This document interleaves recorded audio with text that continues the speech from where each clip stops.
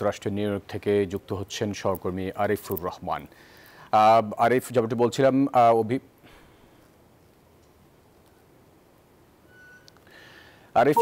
সংবাদে যে বিষয়টি চলে এসেছে যে মার্কিন ডিস্ট্রিক্ট বিচারক জিয়া কব 48 পৃষ্ঠার যে রায় দিয়েছে, সে রায় কিন্তু স্পষ্টভাবে বলা আছে যে যেভাবে আইনের প্রয়োগ হচ্ছে, এখানে অনেকের কথা বলা হচ্ছে যে 2 বছর অবস্থান করার পরও তাদেরকে নিজ দেশে ফেরত পাঠানোর যে প্রক্রিয়া, এই বিষয়ে কিন্তু এক ধরনের সন্দেহ প্রকাশ করা হয়েছে।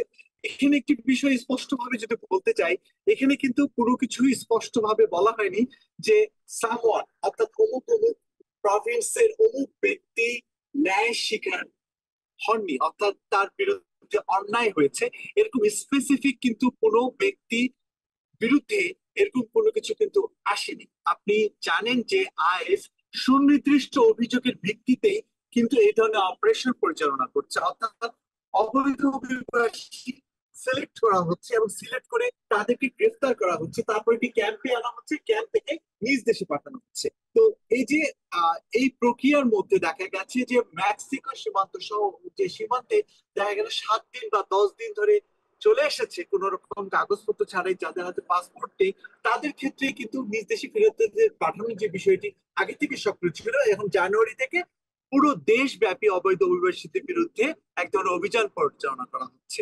তো এখন যেটা হবে, ধারণা করা হচ্ছে, বিশ্লেষণ যারা করছে তারা ধারণা করছে যে এখন যে কোনো ব্যক্তিকে যখন গ্রেফতার করা হবে, তার বিরুদ্ধে সুনির্দিষ্ট অভিযোগ আরো পুঙ্খানুপুঙ্খ ভাবে অবজারভেশন করা হবে, তারপরে তাকে নিজ দেশে পাঠানো হবে। তবে এই প্রক্রিয়া, এই অভিযান কিন্তু অব্যাহত থাকবে, এতটুকু আমরা জানতে পেরেছি।